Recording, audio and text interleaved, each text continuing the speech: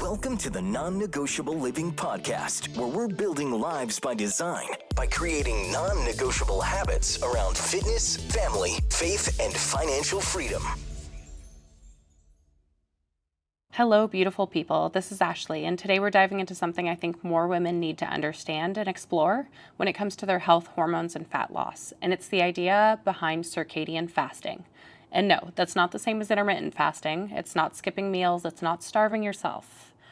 We're talking about working with your body's biology, not against it. So by aligning your eating habits with your natural circadian rhythm. So what is circadian fasting? So at its core, circadian fasting means you're eating in alignment with your body's natural internal clock, specifically a 12-hour eating window, which means you eat all of your meals within a 12-hour span and fast for the other 12. So maybe you eat breakfast at 7 a.m., so you finish up dinner by 7 p.m., and then you don't eat past that 7 p.m. mark. Simple, right? But here's the powerful thing. This gentle approach helps support digestion, hormones, and fat burning without putting your body into stress mode, especially for women who are already dealing with high cortisol spikes, sleep disruptions, and hormonal fluctuations. So let's talk about why this is different than traditional intermittent fasting.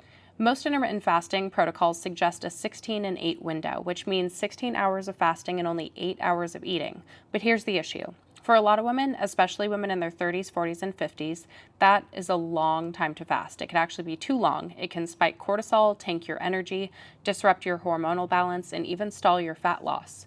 Because the female body is incredibly sensitive to prolonged fasting, especially when we're already under stress, skipping breakfast or pushing meals late in the day can backfire. So circadian fasting is a less extreme but powerful way. It gives your digestive system a break, it supports your metabolic health, and it honors your hormonal needs.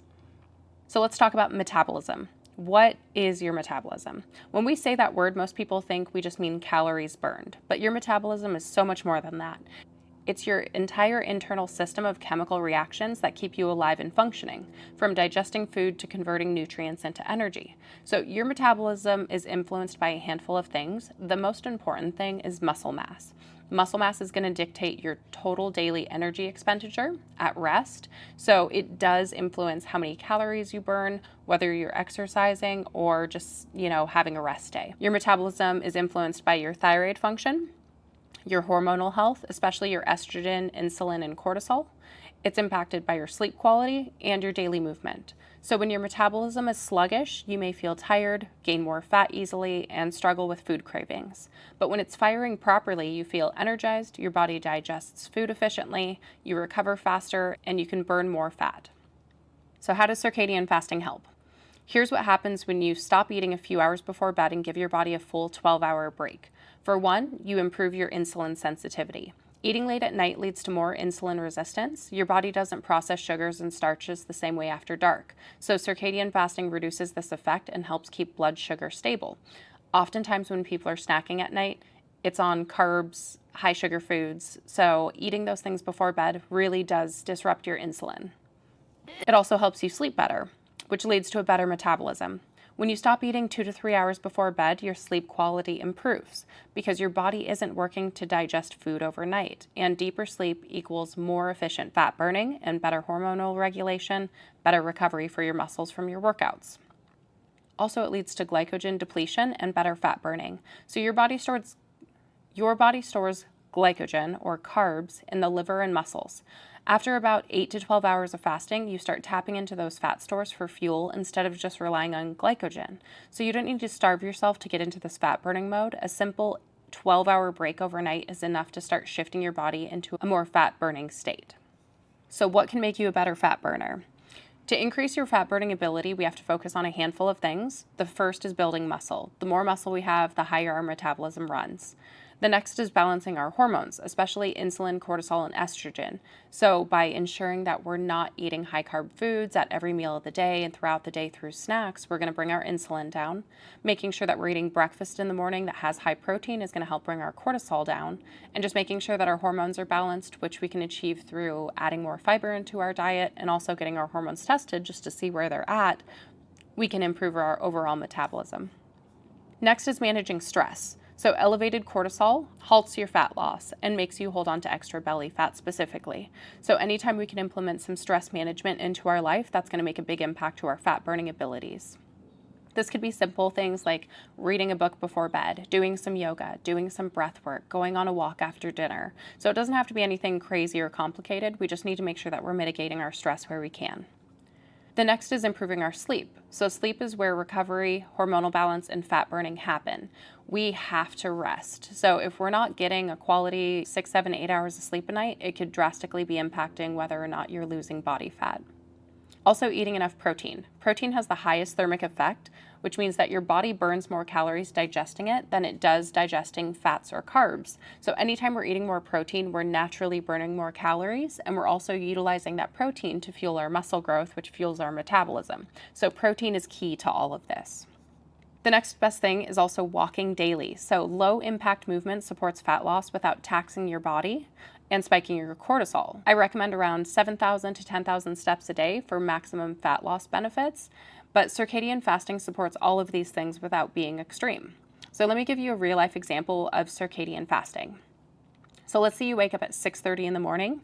You could have your breakfast at 7:30 a.m., give your body around an hour to fast. By eating breakfast within an hour, you're naturally bringing down your cortisol levels. You want to make sure that's a high protein breakfast. You could eat your lunch around 12:30, just normal middle of the afternoon. You would have your dinner at 6:30 p.m., be done eating by 7:30, and then you would have your breakfast the next day again at 7:30. Easy. 12 hours of gentle, natural fasting that gives your body time to reset, repair, and tap into that stored fat. And guess what? You get to eat all of your meals. You still fuel your body properly. You still nourish your metabolism. You're still just following your macros, so you have flexibility in everything that you eat. All you're doing is just giving your body a time to reset overnight to burn more fat. So what should you do in that eating window? For one, it's always important to prioritize fiber, protein, and whole foods. So start your day with protein to regulate your cortisol and blood sugar. Add in whole carbs. Yes, carbs are good for you to fuel your energy in your workouts. We need to include healthy fats to support hormones. Keep processed sugar to a minimum and hydrate throughout your day. So it's not about restriction, it's about being in good rhythm and having a good lifestyle built around your health. So obviously, anytime we can prioritize all of the macros, we're not cutting carbs, we're not cutting fat, we are prioritizing protein, fats, and carbs to have full hormonal balance, and then incorporating the treats and everything as they fit into our macros. But preferably trying to avoid eating them right before bed to avoid those insulin spikes that cause you to not go into fat burning mode in the morning. So remember, circadian fasting is not intermittent fasting. It's not about skipping meals. It's not about starving yourself or chasing some trend. It's literally just about syncing with your biology. It's about giving your body time to reset and rest. And it's about giving your metabolism, your hormones, and your mental health the ability to balance out the way that your body intends it to. So if you tried other fasting styles that left you cranky, tired, or just stalled and not making progress, this might be your answer. Not because it's magical, but because it's sustainable. And that's where real change is made. So that's all for today. If this episode reframed your mind on fasting and fat loss, do me a favor. Share it with another woman who needs to hear this. And if you want more tools and help with sustainable fat loss and hormonal balance, head to my coaching page on Instagram and we can get you feeling strong, balanced, and empowered again. Thanks for being here. You guys got this.